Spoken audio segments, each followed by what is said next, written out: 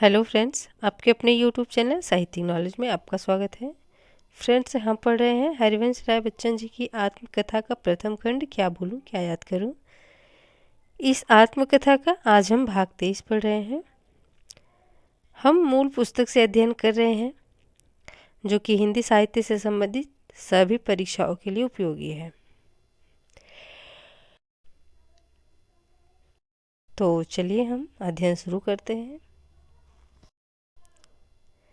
मैं श्री कृष्ण का प्रेमी हूँ, इसलिए गोसाइयों के हर काम को ठीक समझूं यह मैं न मानता था। वास्तव में उनके प्रति मैं एक आलोचनात्मक दृष्टि रखता था। करकल तो अपने गोसाई गुरु के अंधभक्त थे और उनमें किसी प्रकार का दोष देखना पाप समझते थे। मुझे गोसाइयों से एक कटु अनुभव हुआ। बड़की के कृष्ण मंदिर में अन्नकूट के दिन भगवान को सच्ची रसोई का भोग लगता था। भगवान को कच्ची रसोई का भोग लगता था और बहुत से कृष्ण भक्त मंदिर में जाकर ही प्रसाद पाते थे। माँ ने मुझे भी प्रसाद पाने को भेजा। मैं जाकर सब लोगों की पंगत में बैठ गया। प्रसाद परोसने के पूर्व एक गोसाई जी मेरे सामने आए, बोले, कायस्थ हो कायस्थ, यह अग्रवालों की पंगत है, तुम अलग बैठ जाओ। सबसे अधिक जाति अवमाना। मुझे बहुत बुरा लगा। मैंने कहा, भगवान के मंदिर में या तो भगवान है या भक्त, जात पात बाहर के लिए है, भगवान के दरबार के लिए ही नहीं, भगवान के दरबार के लिए नहीं। यहाँ भी जात पात ऊंच नीच का भेदभाव किया जाता है तो यह भगवान का मंदिर नहीं, गोसाई खाना है। क्रोध में उठकर बगैर प्रसाद पाए मैं घर चला आया और माँ को सारी स्थिति बता दी। माँ तो थर थर काँपने लगी, बोली, दरिद्री हो जाओगे दरिद्री। तुम मंदिर में भगवान का प्रसाद पाने गए थे कि जात पात मिटाने? तुमने भगवान के प्रसाद का निरादर किया है, दरिद्री हो जाओगे। जाओ, जहाँ भक्तों की जूठी पत्तल फेंकी गई हो वहाँ से 2 चावल के दाने उठाकर अपने सिर पर रखो। माँ को संतुष्ट करने के लिए, दरिद्री होने के भय से नहीं, बल्कि माँ को संतुष्ट करने के लिए मैंने उनके आदेश का पालन तो कर दिया, पर गोसाई खाने से मेरी आस्था हटने लगी। बात को मैंने गोसाइयों के बारे में कुछ और बातें सुनी, वे गलत भी हो सकती हैं, और किसी समय मंदिर जाना मैंने बिल्कुल ही छोड़ दिया। राष्ट्रीय आंदोलन का ज़माना था और आराधना की हमारी बाह्य भावना भारत माता के मंदिर में केंद्रित हो गई, जहाँ वंदे मातरम का मंत्र गूंजता था और जिसमें हिंदू, बौद्ध, सिख, जैन, पारसी, मुसलमान, क्रिस्तानी सब एक साथ बैठकर पूजा करते थे। आंतरिक भावना की जो लहरें मुझ में उठ रही थी और जिनकी हर अदा का प्रत्युत्तर मुझे करकल के अंतर में उठी लहरों से मिलता था, उनमें मानव के बीच न कहीं भेदभाव की जगह रह गई थी और न किसी ऐसी सत्ता की ओर देखने की आवश्यकता कि जिसके प्रति अपने भावों का समर्पण एक तरफा ही हो सकता था। ये यथा माँ प्रपद्यन्ते तांतस्थैव भजाम्यहम का विश्वास होना तो दूर, अभी उसका ज्ञान भी मुझे नहीं हुआ था, अनुभूति तो अभी तक न हो सकी। मेरे पिताजी और मोहल्ले के 2-1 बड़ों ने सुंदर बुआ को सुझाव दिया कि वे अब लड़के का गौना करा ले। 18 पार कर चुका है। उधर बुदुल भी जोर दे रहे थे कि लड़की सयानी हो रही है, अब उसे विदा करा लिया जाए। सुंदर बुआ को घर में बहू देखने की अभिलाषा ने भी गुदगुदाया होगा, वे राजी हो गई। करकल चाहते थे कि वे काशी जी से शास्त्री की परीक्षा दें, तब उनका गौना हो, पर उनकी न चली और गौने की तिथि निश्चित हो गई। आगे की जो भी घटनाएं हैं वो करकल और उनके परिवार से संबंधित है। तो यदि आप पढ़ना चाहते हैं तो वीडियो को पॉज करके पढ़ लीजिएगा। इनमें से जो महत्वपूर्ण पंक्तियां हैं उसको मैं पढ़ दे रही हूँ।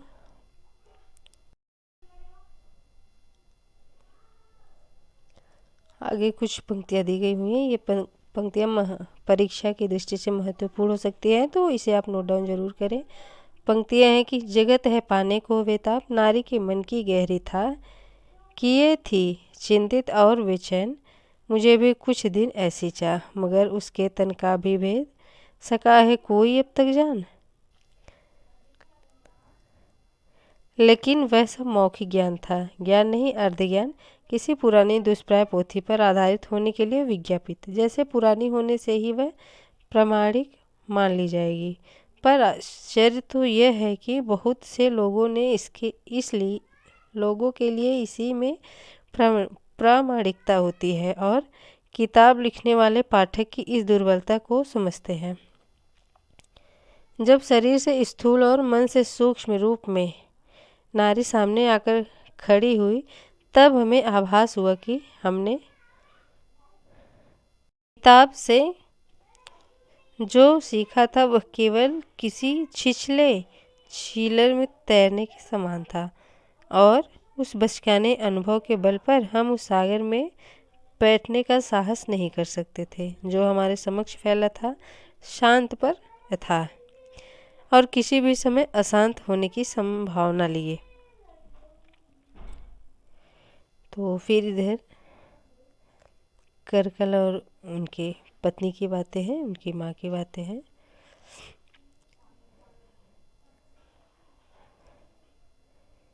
दिनकर की उर्वशी की कुछ महत्वपूर्ण पंक्तियाँ यहाँ दी गई हैं। और त्रियाजो अबल मात्र आंसू केवल करुणा है, वहीं बैठ संपूर्ण सृष्टि के महामूल निस्तल में, छिगुनी पर धारे समुद्र को ऊंचा किए हुए है।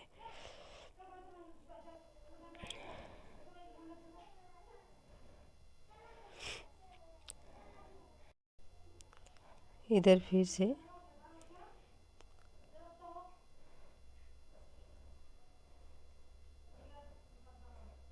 करकल और उनकी बातें हैं। यहाँ एक महत्वपूर्ण पंक्ति यह है कि जहाँ शब्द हार मान जाते हैं वहाँ मौन बोलता है।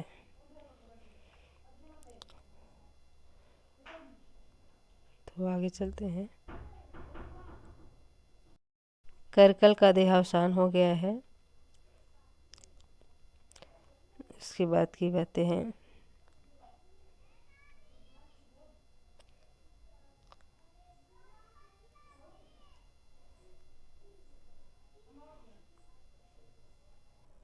दूसरे दिन उसने चंपा के साथ बद्रीनाथ की यात्रा पर जाने के अपने इरादे की मोहल्ले भर में घोषणा कर दी। तीसरे दिन सास पतोहू याचिकाएं बनकर मोहल्ले भर में घूमी। उन दिनों ऐसी प्रथा थी कि जो तीर्थ यात्रा पर जाता है, अमीर हो चाहे गरीब, याचक बनकर घर घर जाता था और यात्रा संबल मांगता था। विश्वास यह था कि संबल रूप में कुछ देने से तीर्थ यात्रा का कुछ पुण्य फलदाता को भी मिल जाएगा। सुंदर और चंपा मेरे घर भी संबल मांगने आई। दान गुप्त रूप से झोली में डाल दिया गया था। काश मैं चंपा के साथ बद्रीनाथ जा सकता। काश मैं भी दोनों के साथ याचक बनकर घर घर घूमता। काश समाज सामान्य से परे के लिए भी कोई सम्मानपूर्ण स्थान रखता। काश वह अपने अपवादों को समझने का भी कुछ प्रयत्न करता। न जाने क्या सोचकर अपनी उंगली में पिन चुभोकर मैंने अपने रक्त से एक कागज़ पर अपना नाम लिखा और सुंदर की आंख बचाकर उसे चंपा की झोली में डाल दिया। चौथे दिन सुंदर और चंपा हरिद्वार के लिए प्रस्थान कर गई। तो ये भी महत्वपूर्ण है कि सुंदर और चंपा किस दिन हरिद्वार के लिए प्रस्थान की थी और चंपा कौन है। तो आप अगर पढ़ना चाहें तो बीच की जो पैराग्राफ्स हैं उनमें पढ़ के चंपा और बच्चन जी के रिश्ते आपको समझ में आ सकते हैं। आगे महत्वपूर्ण पंक्ति है कि उड़ते उठ आवे, गरत फिरे मन की मन ही में, सिरेबो करे, सहते ही बने कहते न बने, मन ही मन पीर परेबो करे। मैं कभी कल्याण चंद के उजड़े बाग में, कभी YMCA के लॉन में, कोने पर खड़े मौलसिरी के पेड़ के नीचे बैठ बोधक इन पंक्तियों को उच्च स्वर से गाता दोहराता। एक बार, 2 बार, 10 बार, 100 बार। मुझे इन पंक्तियों को पढ़ते हुए ऐसा लगता जैसे एक मोती है और कोई उसे एक बड़े से खरल में डालकर लोढ़े से रगड़ रहा है, और कभी कभी मुझे उस मोती में चंपा की शक्ल झलक जाती। और कभी कभी मैं अपनी कॉपी खोलता जिसमें पिछले वर्ष न जाने कितने छड़ों को मैंने वाड़ी दी थी, कभी छंदोबद्ध रूप में, कभी गद्य की छोटी बड़ी पंक्तियों में, कभी कुछ उसमें जोड़ता जिन्हें तब मैं कविता समझता था। कविता वे क्या ही रही होंगी 4-5 वर्षों बाद कि मेरी जो तुकबंदियाँ प्रारंभिक रचनाएं भाग 1, भाग और भाग 2 में संग्रहित हैं उन्हें भी कविता कहते आज मुझे संकोच होता है। वे केवल मेरी व्यवस्था की अभिव्यक्तियाँ थी, न प्रेषण न उद्बोधन। तो ये लाइन भी महत्वपूर्ण है। परीक्षा में यह देकर पूछ सकता है कि किन रचनाओं को कवि ने अपनी व्यवस्था कहा है।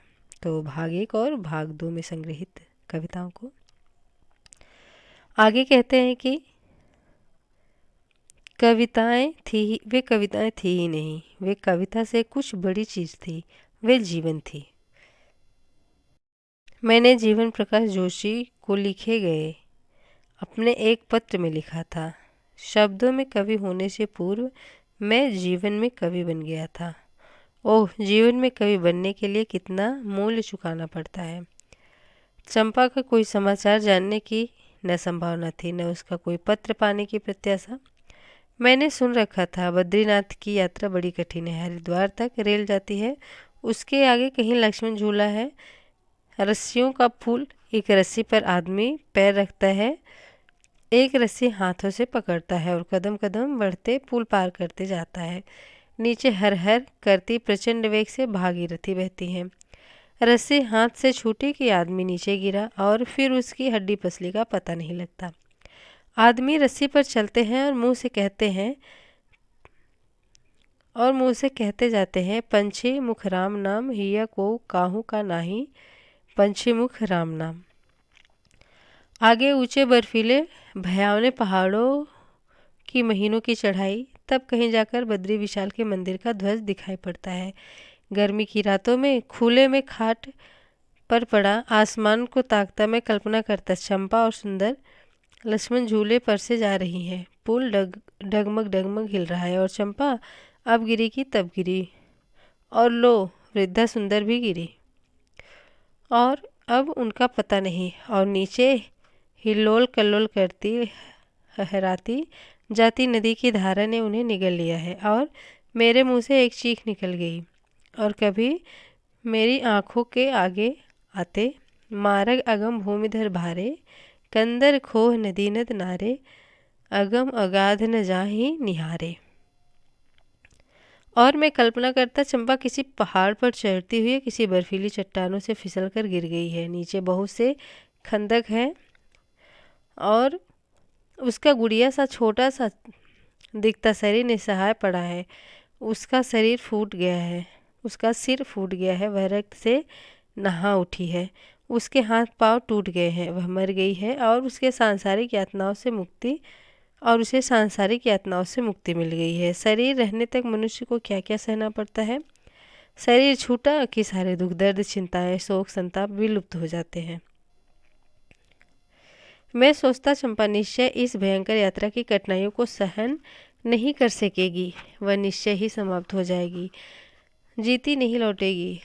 उसके लांछन के निराकरण का और उपाय ही क्या हो सकता है। इसलिए बूढ़ी इन नद पर्वतों खोह खंदकों से जूझने के लिए उसे लिवा ले गई है। बूढ़ी शायद लौट भी आए, उसमें बड़ी जान है, पर चंपा नहीं लौटेगी। मुझे तब नहीं मालूम था कि इन तीर्थों में और क्या क्या जघन्य पाप होते हैं। जून का 3रा सप्ताह आ गया। एक दिन मैट्रिकुलेशन का परीक्षा फल घोषित हुआ। जिस मन स्थिति में मैंने परीक्षा दी थी उसमें बड़े अच्छे परिणाम की प्रत्याशा नहीं की जा सकती थी।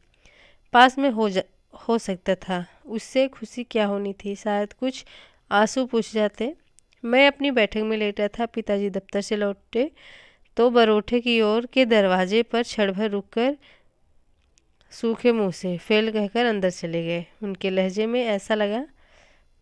से ऐसा लग रहा था जैसे कह रहे हैं, जैसा किया वैसा भोगो। न कोई मेरे पास आया, न किसी ने मुझसे सहानुभूति दिखाई। केवल माँ रात को खाने के लिए पूछने आई थी। खाना मैंने न खाया। रात को आंधी गरज तड़प के साथ मानसून की पहली बारिश हुई। मैं बाहर निकलकर मैदान में बैठ गया, जैसे आसमान मेरे ही आंसुओं में बरस रहा हो, जैसे बहुत दिनों का बंद कुछ खुल गया हो, जैसे बहुत दिनों की जलती आग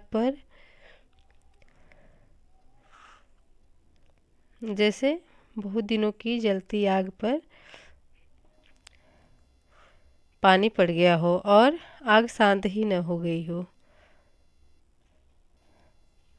सब कोयला राख बन गया हो। जमीन पर कुछ काली मटमैली रेखाएं छोड़कर प्रातःकाल मेरी सत्ता, मेरे अस्तित्व का शायद यही रूप बचा था। आगे की भी उन्हीं लोगों की घटना है। आगे कहते हैं कि एक दिन न जाने क्यों मैं यमुना के किनारे निकल गया। शायद इसमें नियति का कोई हाथ था। नियति के सुउद्देश्य हाथों का परिचय मैं जीवन में कई बार पा चुका हूँ। पैंट कमीज पहने सांवले से कुछ भरे वदन के एक सज्जन मेरे पास आए। न जाने मुझ में क्या देखकर वे मेरी ओर आकर्षित हुए। शायद उन्होंने मेरी सारी मन स्थिति पल मात्र में समझ ली। वे मुझे अपने घर या दफ्तर ले गए, पर इतना याद है वहाँ और कोई नहीं था। वे क्रिश्चियन कॉलेज में कोई अध्यापक मिस्टर एडम्स थे। उन्होंने मुझसे जो पूछा मैं बताता गया। पता नहीं उन्होंने मुझसे क्या क्या पूछा। मुझ में कुछ भी छिपाने या बनाने की बात न थी। सच कहना ही सहज स्वाभाविक लगा। उन्होंने मुझे जो स्नेह सहानुभूति दी, एक अजनबी से वह अप्रत्याशित थी। उन्होंने मुझे धीरज दिया, मुझ में आशा बधाई, मुझे फिर से संघर्ष करने के लिए प्रेरित किया। उन्होंने कहा, न कुछ नष्ट हुआ है न व्यर्थ गया है। वह जीवन की वाटिका की खाद हो गया है, जो किसी फूल के रूप में रंग रस गंध में फिर कभी शारबान सार्थक होगी। आशावादिता की ऐसी प्रचलित शब्दावली से मैं अपरिचित न था, पर उनकी बातों पर उनके मधुर और कोमल व्यक्तित्व की ऐसी छाप थी कि मेरे घावों पर मरहम सा लगता गया। अंत में उन्होंने मुझे कहा कि अज्ञात के गर्भ में बहुत कुछ है, हमें प्रतीक्षा करने से नहीं उबना चाहिए। एक शुभ 100 अशुभों का प्रतिकार कर सकता है। तो फ्रेंड्स, इस सेशन में यहीं तक।